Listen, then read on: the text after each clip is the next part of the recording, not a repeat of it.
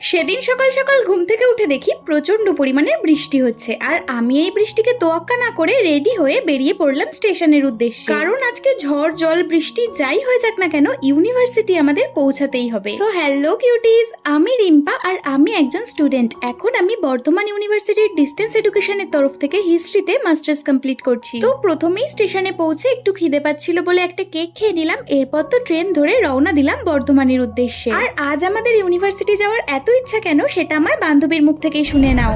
আজ আমরা বৃষ্টির দিনেও যাচ্ছি কেন? শুধুমাত্র আমরা মিউজিয়ামে যাবো বলে? হ্যাঁ, ঠিকই শুনেছো। আজ আমাদের ডিপার্টমেন্টের পক্ষ থেকে সমস্ত স্টুডেন্টকে বর্ধমানের museum and art gallery visit করানো হবে। আর এই সমস্ত সুযোগগুলো কি করে মিস করি বলো? তো ফাইনালি আমরা ইউনিভার্সিটি পৌঁছাই, আর পৌঁছেই আগে আমাদের ভীষণ খিদে পেয়ে গেছিল, তাই যে যার টিফিনটা বার করে আগে পেট পুজো করে নিই। এরপর তো পরপর আমাদের ক্লাস শুরু হয়ে যায়। তো ক্লাস কমপ্লিট করার পর আবার হয় লাঞ্চ ব্রেক। তো লাঞ্চ ব্রেকেও আবার একটু খাওয়া দাওয়া করে নিই। আর লাঞ্চ ব্রেকের পরেই আমাদের মিউজিয়ামে নিয়ে যাওয়ার কথা ছিল। প্রফেসররা আমাদের আগে থেকেই বলে দিয়েছিলেন যে ইউনিভার্সিটির সামনে থেকে টোটো ধরে সবাই রাজবাটিতে পৌঁছিয়ে যাবে। আর এই যে এইটা হলো আমার পুরো ইউনিভার্সিটিটা। সত্যি বলতে আমার ইউনিভার্সিটির ক্যাম্পাসটা আমার নিজেরই ভীষণ পছন্দের। এরপর তো স্যারদের ইনস্ট্রাকশন অনুযায়ী আমরা টোটো ধরে সময় মতো বর্ধমানের রাজবাটিতে পৌঁছেও যাই। তারপর তো স্যার আমাদের পুরো জায়গাটা ভালোভাবে ঘুরিয়ে সমস্ত কিছু সুন্দর করে বোঝাচ্ছিলেন। সত্যি বলতে আমাদের সকলেরই সেদিনে একটা দারুণ এক্সপিরিয়েন্স হয়েছিল। অনেক অজানা তথ্য জেনেছি, তার সাথে অনেক অচেনা বস্তুও চিনেছি। আর